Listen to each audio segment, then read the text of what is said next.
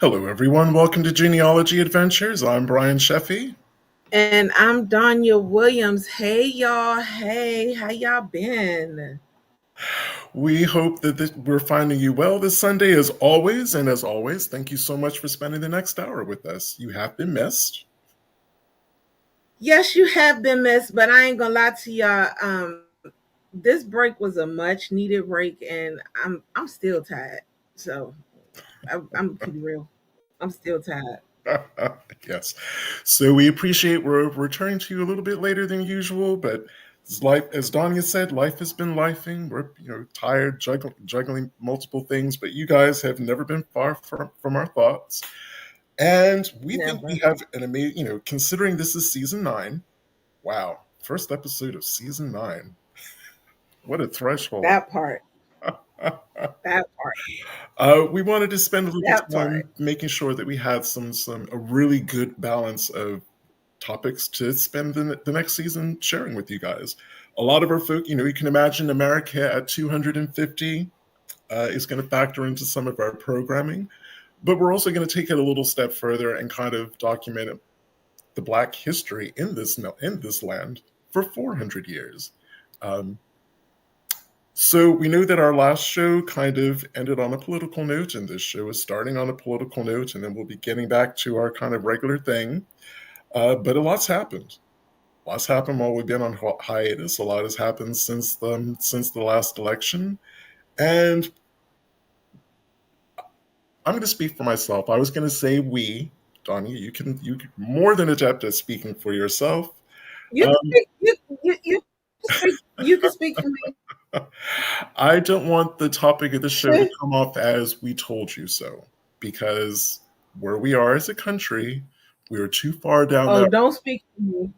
We're too far down the road for "we told you so." Hopefully, as we kind of explore how things have been specifically impacted African Americans, but let's be real, it's impacting everybody. We'll give people some talking points, some things to think about, and maybe actually thinking of ways that we can come together to move forward. I'm going to say, for my part, my ancestors. Well, actually, you say what you want to say first, Donnie, and then I'll come in with my second point. I mean, okay. Well, for me, yeah, I'm saying I told you so. Yeah, I'm gonna say it. Yeah, I'm gonna say it. This stuff right here was on some other level, and I'm mad at the fact that it's only 10 months in, and I'm exhausted. This whole thing, I have not turned on my TV in the last 10 months, and every time I try, it is something new. It is something different, and it is exhausting, and I cannot do it. I don't know about y'all, but it's over the top for me. So I mean, that's the basis of what I could say.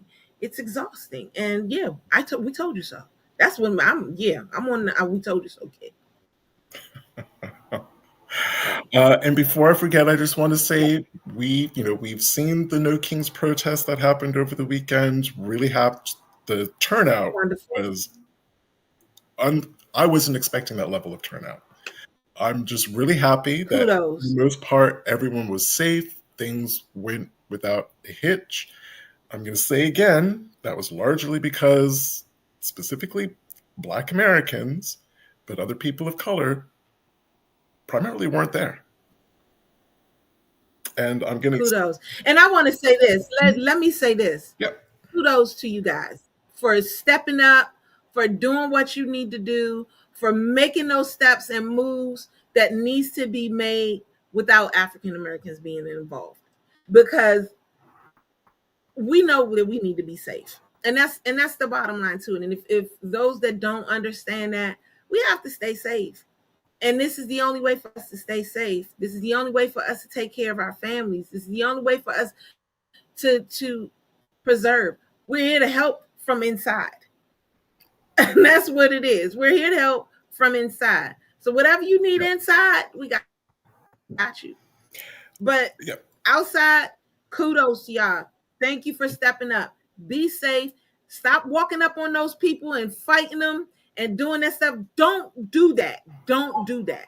Because I no more want my people to get hurt than I want for y'all to get hurt. I don't want nobody being hurt for real. Do not want that.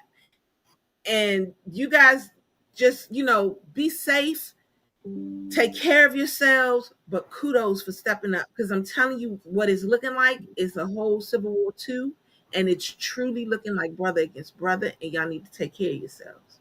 So yeah, that part. Absolutely. I also want to say that I'm really proud of us as a people in terms of listening to the ancestors. I know that there's some people out there that are laughing about that, but for 90% of an ethnic group to come together the way that we have since the last election is almost a miracle. And again, to try, it's not going to be heard. I get that it's not going to be heard. I just want to try to explain for people who are still trying to force us to be out there on the streets calling us out. This has been a really effective the way that Black Americans have chosen to protest from home. I don't think we've ever done that as a people, and it's proving it's in our way. It's proving effective. Taking on Target the way that we did, other companies the way that we have, and really sticking to our principles. Yeah. Impressive. You and I had this conversation, and we talked about how it's moving us together. And even though there is a way that is moving us together, it's also a way that is in my opinion, it's also a way that it's making us apart, because yeah, it gives a unified look, but it's still a every man for himself type thing. Yeah. And instead of it being an every man for himself type thing, now it's an every family for himself type thing. So now we're really focused on our family. And we're trying to keep our families together and move our families together. And as much as I love that, being a genealogist, being somebody who is very focused on our family life and things of that nature, and trying to bring our families to a point where they're starting to get together, we still as a people need to get back to how our families were in the 1920s and 30s, where we were definitely all of us as a group thought process. And I'm hoping that eventually that will happen too. Nope, I hear Brian, you. are you there? Yes, I'm here. Okay, because you're kind of frozen right now. You frozen, actually. you're the one who's frozen. Well, I'm frozen to you, and you're frozen to me. So are we frozen to y'all? Is the question. No, people are commenting, so so far so good. But I think it's also I think it's an innovative way for us to protest, because you and I have been researching for such a long time, and our African American researching colleagues and friends have also been researching for a long time, and this is again this is something unique, because our people have tried every form of protest that there is. Even coming out of enslavement, the first thing our people tried to do was to assimilate. Get those skills, get that education, get those jobs, open up those businesses, and kind of model ourselves and our communities after the more dominant kind of society and people. Then we got on the street, we tried the political route, we tried the protesting route. When I think about what our grandparents, our parents, and our grandparents and our great grandparents kind of fought for and dreamed about and worked towards, the fact that so much of that was just undone with the stroke of a pen or the ruling of the Supreme Court. And I really, and before we get into like the real implications of the voting rights lawsuit that's before the Supreme Court, I'm going to say it again. Everyone benefited from that. Everyone benefited from that. Yes. It was attributed to us. I think, there was a convenient way for racists and politicians to kind of weaponize those gains against us and, to use that for other people. Ooh, look at what the Black people got. Well, yes, black people did get things. Everyone got things. White women got things. Affirmative action, DEI, all that stuff. Everyone won. And if any people actually benefited the least from it, it was actually black people. Yes. The thing is that this is a perfect segue into the video. Absolutely. Um, yeah, this is a perfect segue. We're getting ready to show you guys a video that actually talks about all of these different things. It's about 10 minutes long. And then this video is the start of our discussion and how we're going to, like, it's going to lead into what it is, what we're going to talk about. So I'm going to go ahead and switch into this right now. And then you guys listen up.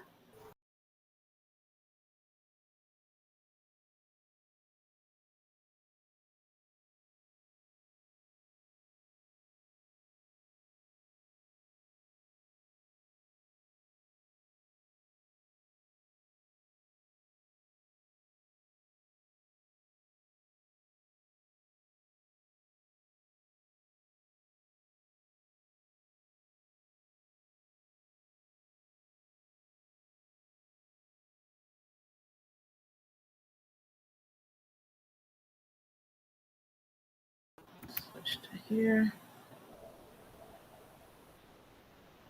Oh, the joys of technology. Right.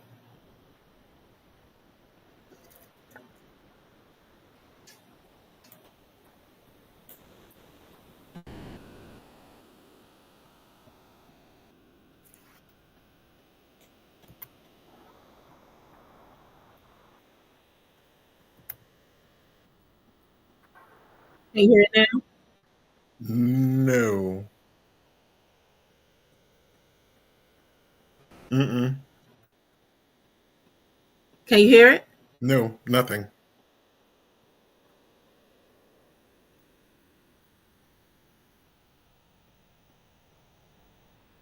Can you guys hear it? No, they're saying no sound. I know. Oh my God, this is not fair because this is something that needs to be heard. Let me try one more thing and then we need to just do something different. We'll just go over the point that she raises. Yeah, I'm gonna try one more thing.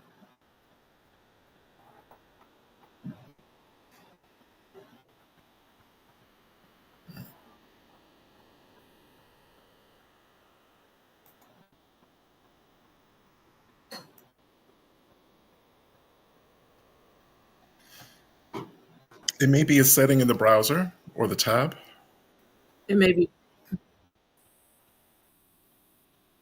in the tab. Oh, okay. Let me Mhm. try that.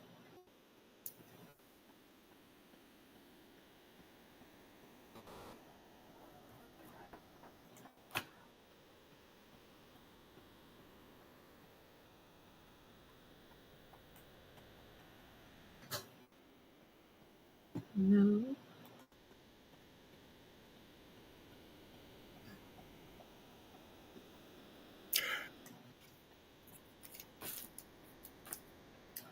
All right. Well, I wish that y'all could hear this because I don't want to hold us up. We can put a link to it in the episode. Can y'all hear me? I can hear you. Mhm. Yep. Let's move on. We've had a couple of minutes of dead air. Sorry about that. We'll put a link to the actual video on this episode. Can She you was, hear me? I can hear you. Oh, I thought I got disconnected from the thing. Mm-mm. So that's what I'll do. I'll share the link. Okay, I'll share the link to it, and we'll just talk about what this is. But this is a very powerful for people who are on my Facebook page. It's on my Facebook page. Basically, it's African Diaspora News Channel, and they are. It basically tells a story on why we are sitting down and why we are not doing this, why we're not out, and it talks about how we are like really just having no parts of this whole situation. And it's telling people, it's telling them that, that why they want us in the streets and what it is that we want, what they want us to do. And it's how, Brian, you can explain it better than me because I don't have capacity. Well, it's explaining that we've done all the things. We did all the things. People voted the way that they did in November, and then the things that our families and our ancestors fought for was either erased or in the process of becoming erased. And we understand that. We've been through this fight. Did it? No, we didn't do it on our own. Exactly. But it was largely Exactly. us. We drove it. We organized. We did the planning and the processes. And more importantly, we had a specific goal that we were all working towards and walking towards.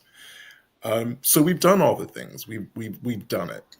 And it's unfair to ask us to come out Exactly. there again when we did it. And we told you what was going to happen. And we told people, as a people, we told our fellow Americans what exactly was going to happen. But people chose their protest votes And or not to vote or voted for the person who's in office now. And watching people crash out in real time on TikTok, not fun, but we told you what was going to happen. So, what are some of the things? exactly. What were some of the things we're talking about? The tariffs. We knew the tariffs were going to happen. The man on the campaign trail said tariffs were going to happen. People dug their heels in, refusing to believe that a tariff was a tax that the consumer pays. Target, Costco, Walmart, Food Lion, they pass those costs on to the consumers. They don't front those costs, and people found out too late in real time. And some people are still arguing the fact that the consumer doesn't pay the tariffs. They're still trying to blame the Democrats and Joe Biden for that. Dude's been out of office now since November. So not his fault. And the main thing that she states in here is that that now that everything that is going on at this moment is that they are feeling what we felt. Mhm. They're actually getting every feeling that we felt. They're now learning how it feels to be marginalized, to get, to get all of the pains, the hits back and forth, to actually feel like everything that you saw. I think I saw a Joyanne Reed video where there were two white men fighting back and forth towards each other, and it was just, they were attacking each other, and that was something that you would normally see white men attacking black people, but now you're seeing it in a different way. And she's like, okay, now this video that you're getting ready that you will watch, now it's y'all that's getting these feelings, it's y'all that's getting the arrests, it's y'all that's getting the beatings, it's y'all that's getting the stuff that's being attacked, that is attached to your lifestyle. You now have the record on you. It's not us that has the record. It's not us that you're getting all of these things now, and you need to feel it. When she said that part, it's time for you to feel it. It's time for you guys to feel those things so that we're no longer in that front line. When she hit them with that, we're not in the front line anymore. That way you can get everything, you can do what you want to do in the background, and then get everything that you want at the top of it, where we get nothing in the back. No, that's not what we're going to do anymore. We're not doing that anymore. And that's what this is saying. And you guys, please watch that video. I'm Because sorry again, that you can't see it. Black Americans and Native Americans have been dealing with this for 400 years in this country. I know you don't like the 400 thing, Donya, because transatlantic slavery was 600, but I'm just talking about the experience in British colonial America. We've been dealing with this rodeo for 400 years, and I find it really interesting that people who have never experienced this directly, they're not even It's not even at 5% of the Black and Native historical experience in this country, and they're beginning to crash out already. Yeah. We're looking at it like, yeah, Yeah. this is bad, but considering what we've been through, this ain't nothing. Wait until the engine starts really revving and you really start to get the Black American and Native American experience in this country. And that's not so far-fetched. Yes. Yes. Yes. Everything that we've ever done, everything that we stand up for, everything that we've always marched towards and put out there, we've been right there sitting right at the front line for all of these different things. And then right after it passes, right after it goes through, everyone else gets the benefit of it. DEI, civil rights, all of those different things. We were always at the very tail end of getting any benefit from it. DEI was benefited more for white women than for anybody else. That is a proven fact. But we were the ones that fought for it. We were the ones that got the records. We were the ones that was sprayed with the civil, as far as civil rights, we were the ones that were hosed down, where our skin was cut, broken. We were the ones that was arrested. We were the ones that, all of that. Yes, we did have our white counterparts that was right there. Because I'm telling y'all, when I tell y'all right now that I've apologized to Loki Mulholland's mother, Joan Mulholland, several times, crying to this woman, letting her know several times, I'm sorry for allowing this stuff to happen all over again, for all of the stuff that you fought for us, beside us, with us, all of that. I've cried to this lady, and I'm telling you, I have. But the bottom line is, we were not, and she knows this, we weren't the forefront of the people to receive these benefits. We never were. Whether it's affirmative action, DEI, no matter how you look at it, we were never the front runners of the recipients of these things. Which made us an innovative, resilient people, because we found a way to get around it. Not that we benefited from it, but we found alternative ways to get where we needed to go without that government assistance. That has been the story of our people, period, in this country. That's it. Which segues into what I call farmers' socialism. For a bunch of people who supposedly really hate socialism, they really were upset about losing all of those, U.S. aid, or AID, however that's pronounced. All those farming subsidies, that's socialism. I hate to break it to you, babies. All of that stuff, socialism. Y'all loved it. Guess who never benefited from that? Or very few people benefited from it? Black farmers. Because of the racism within the federal government, and how those grants and schemes and policies were dealt with. By and large, Black farmers were locked out of that. So what did Black farmers do? They figured out a way. They figured out a way to be smaller farmers, serve their communities and their regions, and make those deals with restaurants and food stores and all those good things, because we had to. That's right. And just to double check Black on farmers that, aren't struggling as bad now. Black farmers aren't struggling as bad now as the white farmers are right now, with everything that's going on, because they already knew how to work this particular system, because they never ever was able to do what they were never able to get those grants, those things that other farmers were able to get.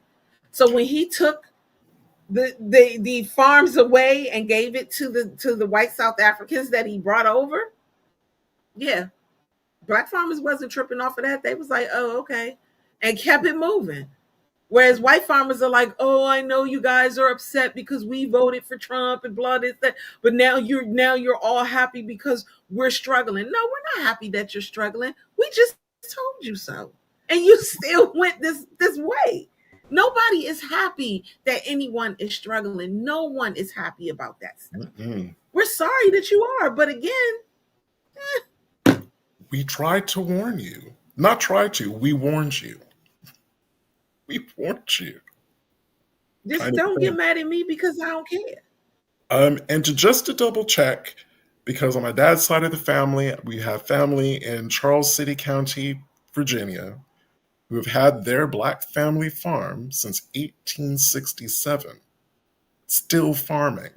And I asked them, and it's a whole black farming community. It's wonderful to see how they work together. It's almost like a farming cooperative, how they do it.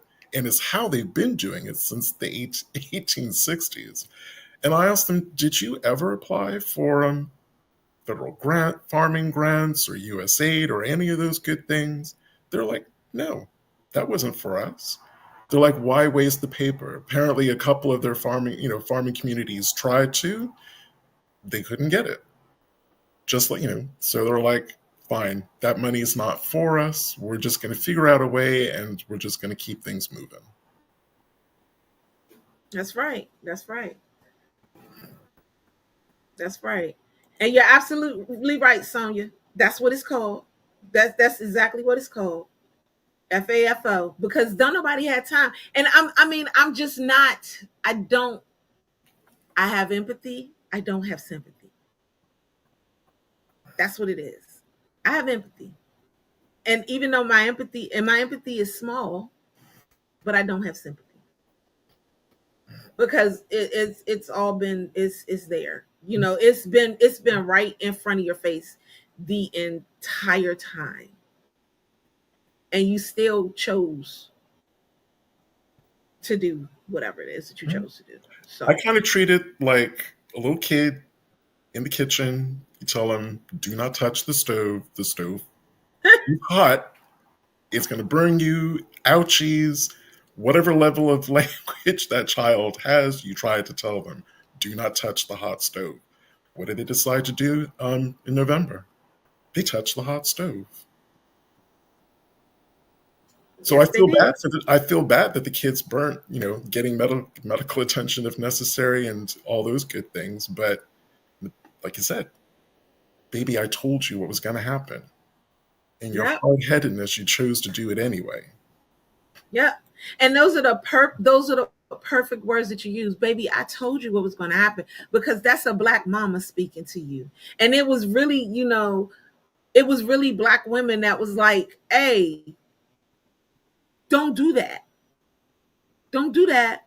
Stop it, or you're going to get hurt. All right. And then you get hurt. And the mother said, see, what I tell you? That's the Black mama. What I tell you? Mm-hmm. What did I say? I told you. And we will walk away and we will tell you, I told you, and keep right on moving. Because I'm a Black mama of 4, and I've told them that. I told you, stop playing. I told you not to do that. And you still did it. And look where it got you.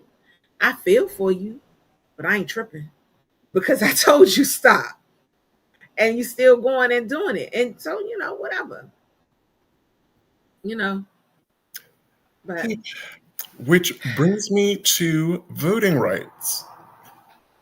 Seeing as how we have another voting rights case sitting before the Supreme Court. Yes. And funnily enough, earlier today, I really wanted to have a conversation with Donya, because I wanted to make sure that I wasn't seeing something incorrectly, making an incorrect kind of connections between some things. But what I had noticed is a lot of, online, the political classes, talking heads, political commentators, both with their podcasts and on legacy news media, kept speaking about the threat to Black people if paragraph 2, if the Supreme Court overturns paragraph 2 of the Voting Rights Act. And I was thinking, but it's going to affect more than just Black people. And this is all about, because basically if this goes, those in power are going to be free to redistrict voting districts in any way that they see fit. And it's going to be a very effective way of basically neutering the Black vote. So not taking it away from us directly, but making our votes useless. Because no matter what, the outcome is always going to be Republican. That's what they want.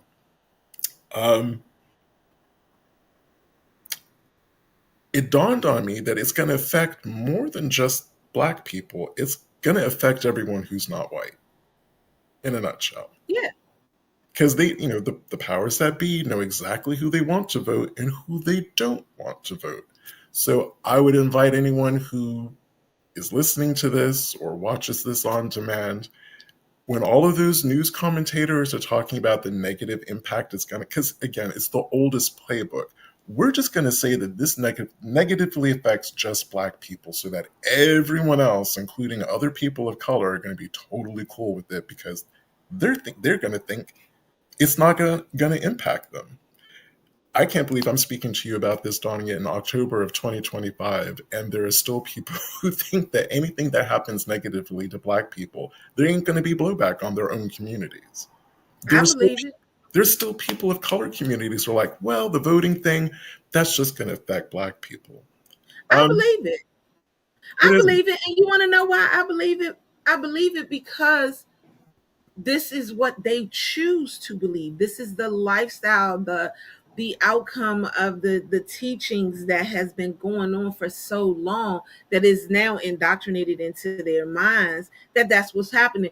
You know, if we as researchers, as genealogists, as genetic genealogists believe in epigenetics, then we have to believe that the epigenetics of what happens to a person, what they think, how they think, the thought process of things happening to just Black people, what they believed back then, that's still in their thought process of the children that they reared, that they brought up, that they had.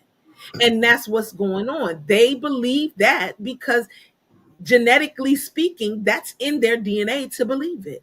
yes. So it's not, it's nothing else that can be said. Yeah, I believe it.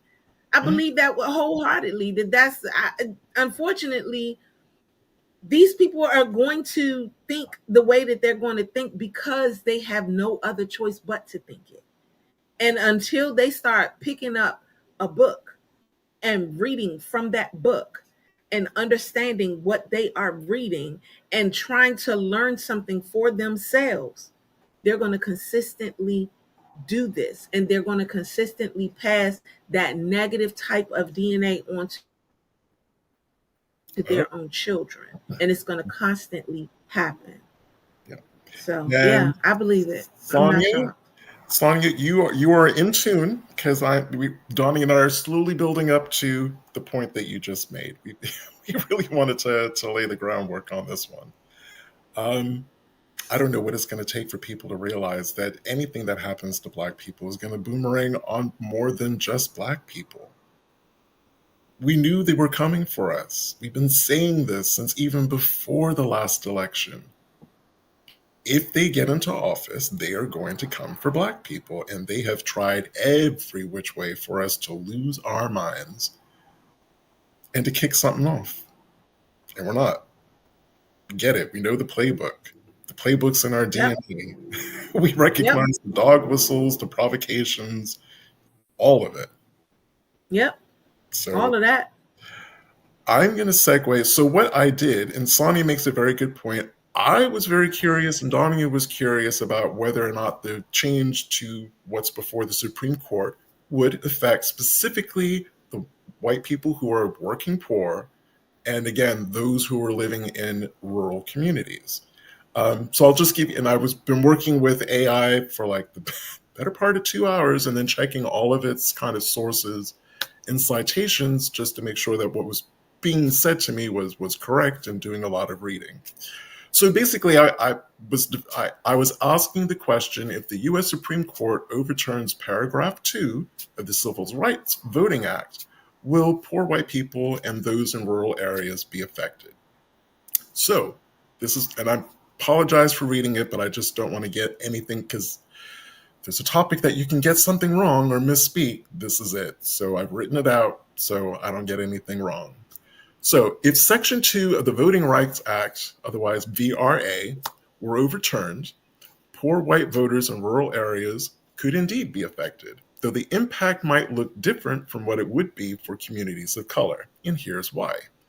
Section 2 is what allows people to challenge any voting rule or election system that discriminates based on race, color, membership in a language or language in a minority group. It doesn't just protect Black or Latino voters, it protects anyone whose voting power is diluted by unfair laws or redistricting. Redistricting. Louisiana's fighting that at the minute. and it's starting to kick off in other places.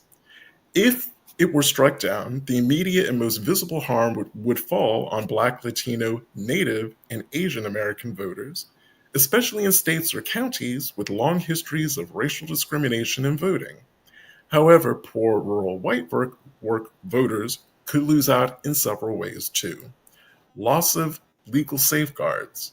If local or state officials changed election rules in ways that made voting harder for people with low incomes, like reducing the number of polling places, restricting mail in ballots, or imposing some sort of new ID law, Section 2 challenges could no longer be used to fight those measures. Number two, weakened political representation.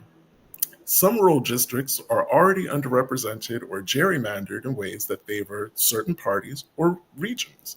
Without Section 2, there would be fewer avenues to challenge district maps that weaken rural voices. And the third and last one, precedent for rolling back other protections.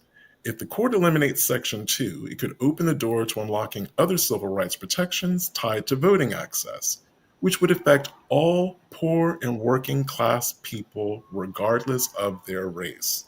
So while Black and Brown communities would be hit hardest because they're the primary targets of discriminatory practices Section 2 is designed to stop, poor, white, rural voters could also lose meaningful protections against local and state abuses of power.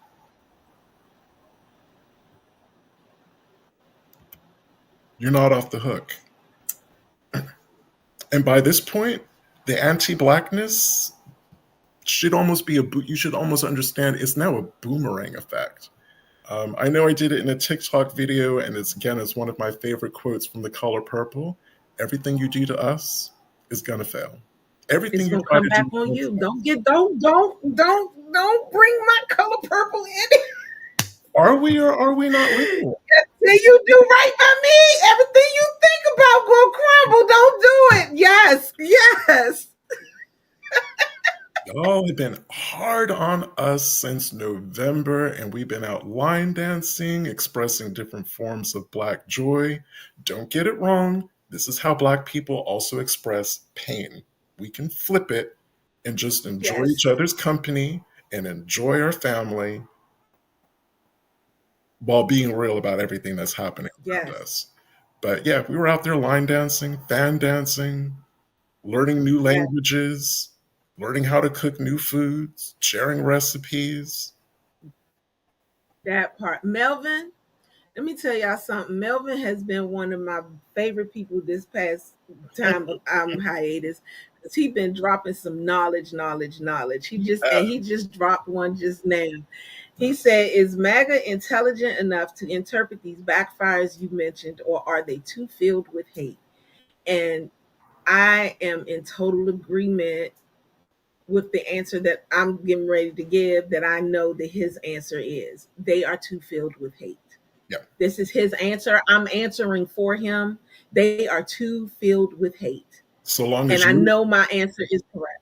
so long as you're hurt, I'm okay getting hurt.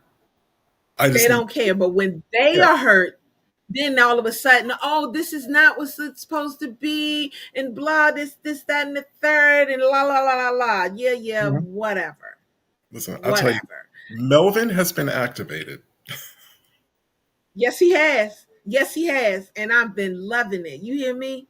I've been loving it. Yes, the till you do right by me, everything you think about is going to crumble.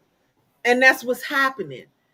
That's literally what's happening. That particular curse is going on right now because you're not doing right by the people. And because you're not doing right by the people, everything is crumbling slowly. Some of it is crumbling fast, but there are parts that are actually crumbling slowly.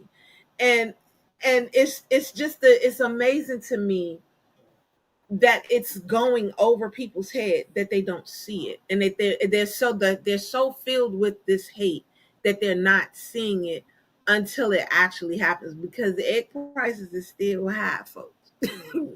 you Yep. still you still you still paying $5 for eggs. You know what I'm saying? You still doing that. This is stuff that was supposed to, change immediately. Listen, So I'm still shook. Can we mention specific brands of items, or is that a no-no? I don't care. You know, I don't care at this Okay. point. What? My mind is blown that I used to spend $4.99 on a block of Bustelo coffee. The same block of coffee is now $9.99. Tariffs. Oh, Oh, listen, tariffs. listen. I'm at a point right now where we're trying. My family and I are doing a Christmas gathering in Deep Creek, Maryland.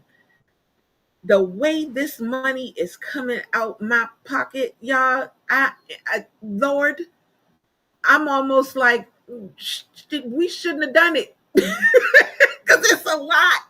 It's just, but I love it, and I love the fact that my family is coming together, and I love it. But good God, Yep. it's a lot. But we're doing it for several reasons. But it's so much money. It's so much money that's being pulled out. But to see my family working together the way that they are, it's a beauty. It's a wonderful thing, and I'm just hoping that it spreads to everyone. I'm just hoping that everybody just really starts spreading, just start spreading this love, not just amongst your family, but just amongst all people, because that's what needs to happen in order for this to get better.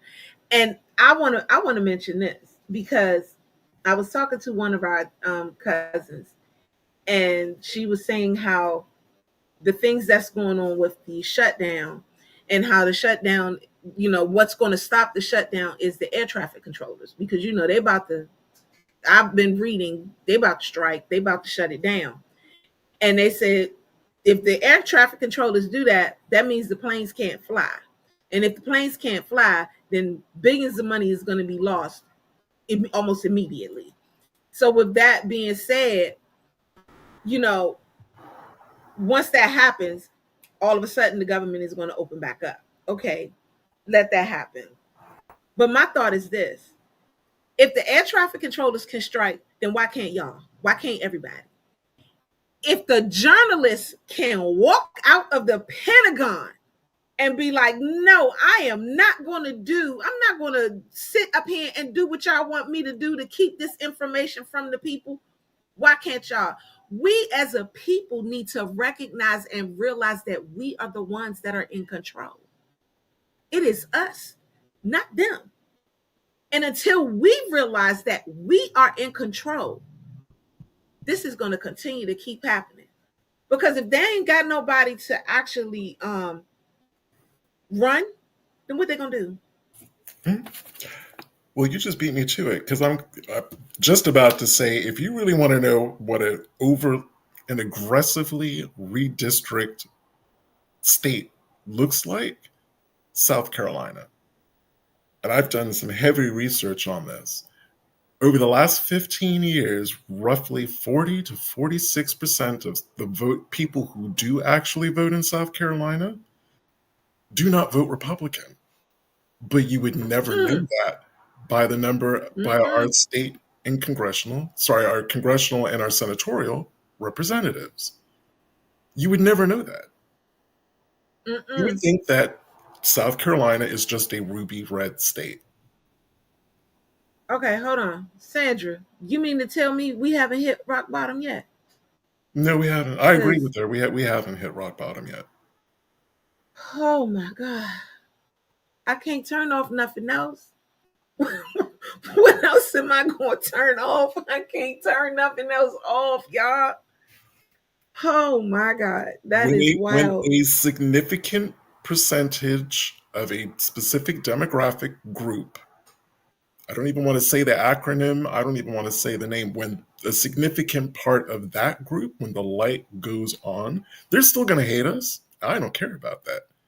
But they're going to realize and accept that they've been played. When that kicks off, you know how rowdy they are up in the Appalachians. When they spiral, when they lose it, and that spreads into the Midwest, that's when you know we've hit rock bottom. Mm, that just hurt my head. That just hurt my head. when the And National I Guard, did want to, I go was going ahead. to say, and when the National Guard or the Army or whoever is really let off the lead and just told to just ride roughshod over the people, I'm not even speaking black people now, just fellow Americans, we will have hit rock bottom. I don't think they'll do it. I don't think they'll do it. I don't think they'll do it. I hope they will. Um, yeah, I don't think they'll do it. But because kudos to the Chicago police, Mm, because they they were ain't prepared. got nothing. They don't have nothing for all of that stuff. They're like, yeah, no, we're not doing that. I have seen, when I do watch the videos, because I can't even watch the videos. That's why I said I can't turn nothing else off. But when I do watch, I try, to watch some of the things that's going on. And when I do, I have watched a couple of videos out of Chicago, and them Chicago police are standing up to ICE, and they're telling them, look, you here, I get it, but what you're not going to do is hurt people. You're not going to come out here, you're not going to do this, you're not. The ICE have to attack the police. And the Chicago police would much rather you attack them than attack the people. Kudos to the Chicago Police Department. Because it made me realize that DC can't do certain things.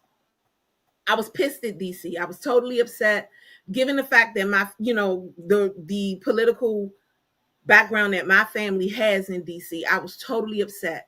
But then I began to realize DC is not a state. And because DC is not a state and most of their monies depend on federal, they can't do a lot. They can't stand up the way states can stand up. They can't do it. And Chicago showed me that. Yeah. Chicago pointed that out to me.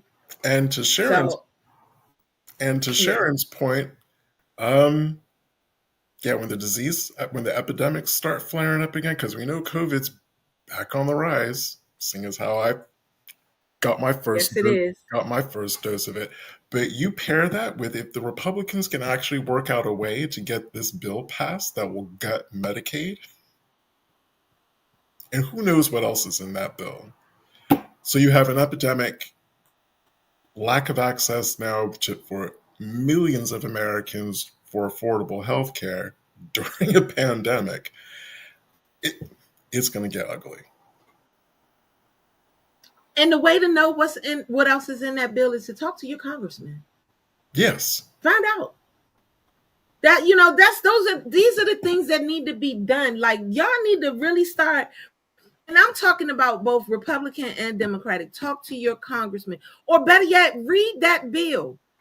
Start educating yourself on these things. Start asking, be like, what exactly does this mean? Because let's be clear about some things, y'all. One of the reasons why Democrats are not signing and the shutdown is happening the way that it is because of the fact, if they sign this bill, millions of people will be without medical and food stamps.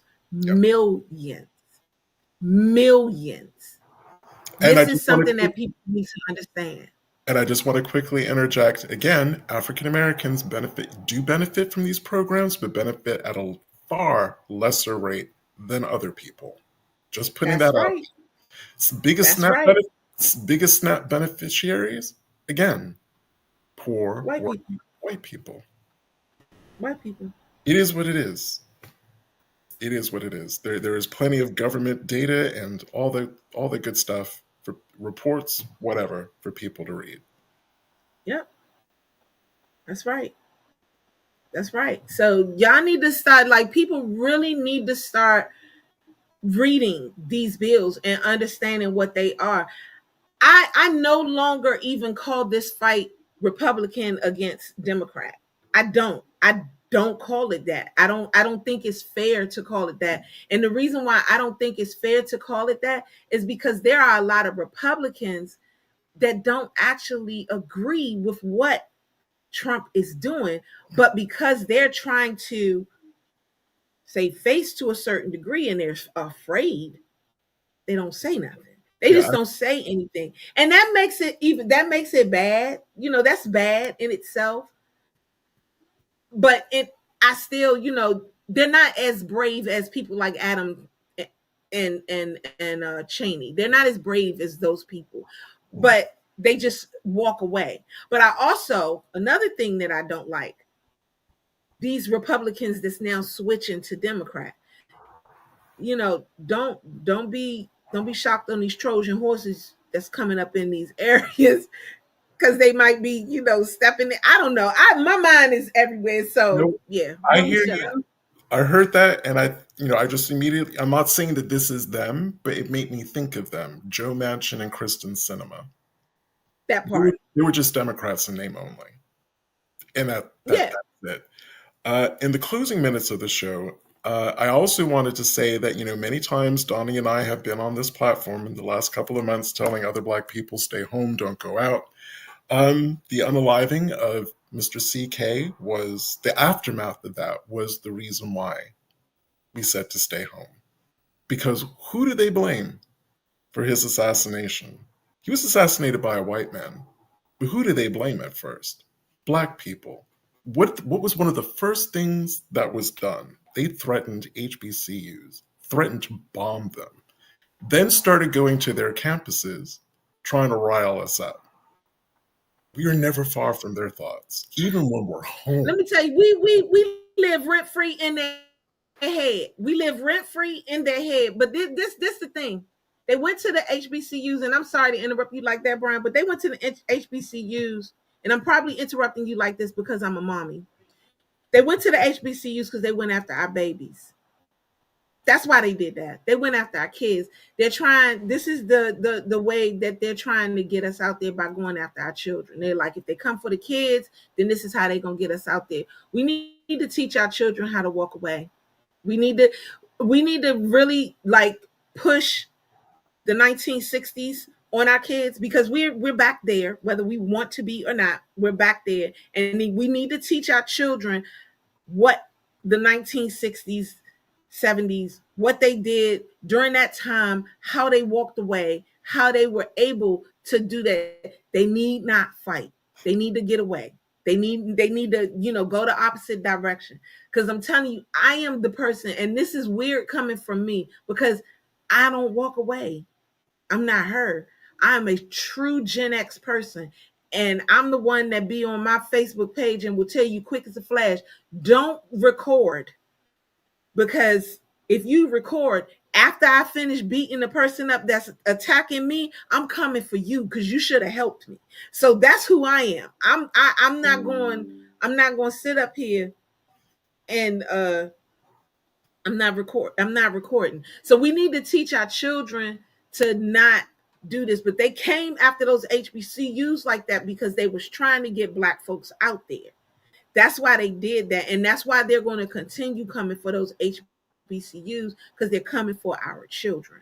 And that's low, that's dirty, that's wrong, and we got to teach our babies not to go there. And our babies are the first ones to come out their mouth and say, I'm not my ancestor. They need to become their ancestor times 50, because this right here, that will bring your parents out, and your parents is coming locked and loaded, because your parents are Gen X people and boomers, and those folks are crazy, because I'm one of them. They are not rap tight. Those people are not rap tight, and you do not want them out there. You don't want those folks out there. So yeah, that's why they did that. And as far as Charlie Kirk, for the Gen Xers that follow rap, you live by the sword, you die by the sword. That's what what's his face said, and that's how I'm gonna leave that. I'm gonna shut up And now. for me, it was just the swiftness that the attacks on the HBCUs started. And again, for the racists out there who may be watching either live or on demand, yet there's a reason why historically Black colleges and universities were created, because our people could not attend a white university. So it's not Hmm. reverse racism or yada, yada, yada, or whatever stupid thing that you want to actually say about them. And actually, HBCUs are diverse.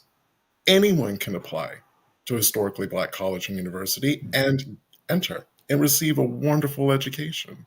But there is a reason why they were Not created. only that, y'all took one of the daggone HBCUs too. How about that one? Appalachian, no, Bluefield State, and you still receiving money for it, and it's a white, and it's basically, um, it's more white people in that school than Black people in that school in West Virginia, but you still receiving Black HBCU money for it, but it's a predominantly white institution. So please don't come. I'm gonna stop. Okay, Brian, go ahead. You. Mm-mm. And the last Oh one Lord. Okay. has been the recent attack by racists on Black churches. They're calling Black churches racist. Let me give you a quick little Mm. story in the last couple of minutes of the show. My Washington, D.C. family stopped being Catholics in D.C. because they were made to sit in the back of the church. And they had, Mm. they were two, and they were far, you've seen my family, they're far fairer complected than me, and they were made to sit in the back of the church, but still contribute to the community. You know, the thing that they pass around the pews, the community pot. Still were expected to put their money in, and that's when they actually left and joined an AME church. Because they're like, you know what? You're not going to play in our face, spit in our face, tell us that we're second class, third class Catholics, but still expect us to pay money to the church. We'll go to this church that's Black, and we're going to be chill. But yeah, that started in the last week. Black churches are now racist. You're dumb. Mm. I'm just done. I can't open my mouth no more because now I'm angry. So I'm gonna stop talking because yeah. You brought up babies, and that's my thought. That's a thing for me. When you brought up them babies, and that took me out when they did that, and that took me out, and yeah, yeah. So I'm I don't okay. know. We've spent an hour having this conversation. I doubt very much if anyone who doesn't, it's not going to move the needle. It isn't. But I just felt it was important that we kind of share our thoughts and observations and attach some parts of history to what we're talking about. Right. I always hope True. that True. the majority of the haters one day will just wake up and realize the hate was always misdirected. How are you going to blame everything in this country on a marginalized minority group of people? Who ain't doing nothing? We ain't doing nothing. And I've never understood that. Because apparently everything that's wrong with this country is our fault. We were in chains for 400 years. When we got here, Jesus. Couldn't vote until the voting right was passed. But everything is our fault. Make that make sense. All of that. All of that. So you want to tell them what next week's show is, real quick? So next week we are going to be talking about new routes to freedom that our enslaved ancestors took. We thought it would be a really interesting conversation to have because everyone thinks about the Great Migration or the Underground Railroad going north. There were many routes to freedom, many routes to getting out of the South. We're looking forward to exploring those with you because, as always, you know where the routes were. You can figure out how your Black ancestor, got where they need to be. There are going to be records, hopefully, that will still exist to document that journey. See, Right. we're going to get back to So Gene. again, that's right. But thank you guys for listening. We're back, and we will see you guys next week. See you next week and have a blessed Sunday. I'm Donya. I'm Brian. Yes. See you. Bye.